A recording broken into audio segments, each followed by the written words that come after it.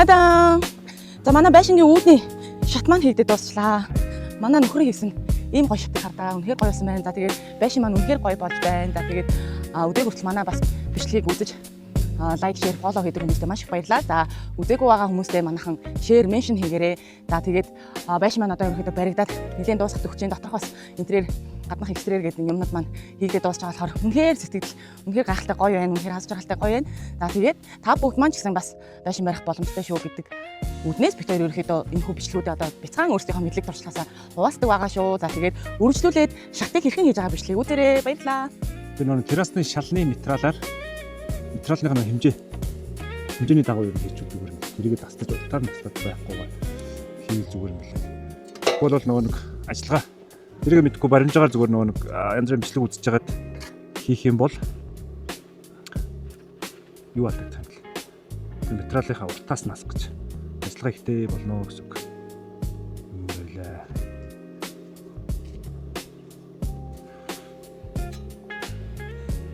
Тэгвэл одоо тэр материалын чинь 14-тэй байхгүй.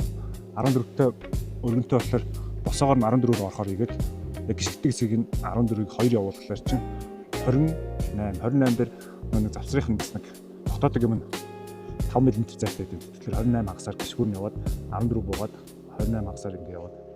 Тэг яг ер нь нэлээд алуу хийж байгаа. Яг тэгвэл жоох хөвгт болоо. Хөгшин хүмүүс явахад нь өвтэйхэн байдлаа.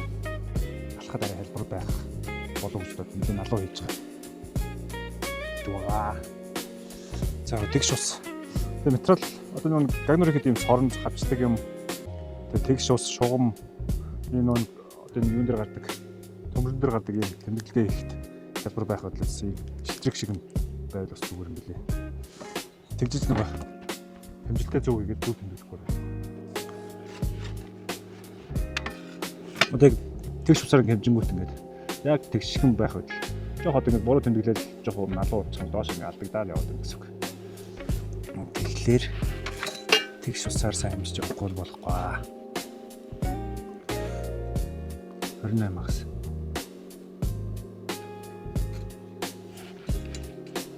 Төнөөсөө бас босоогоор нь бас тэмдэглэх юм биш шүү дээ.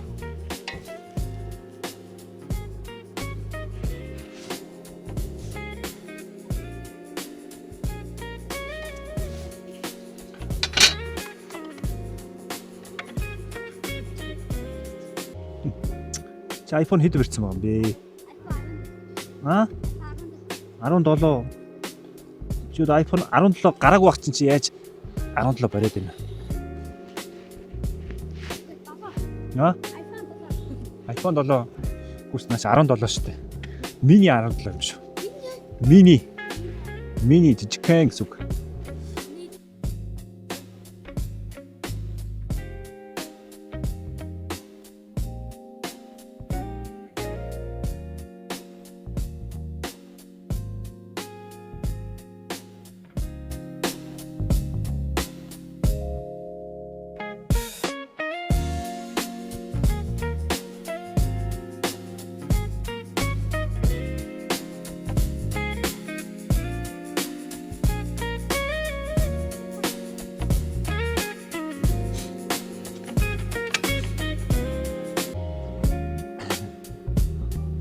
Энэ бол сая нэг эний налуугийн зөвд харуулахгүй бол юу яач.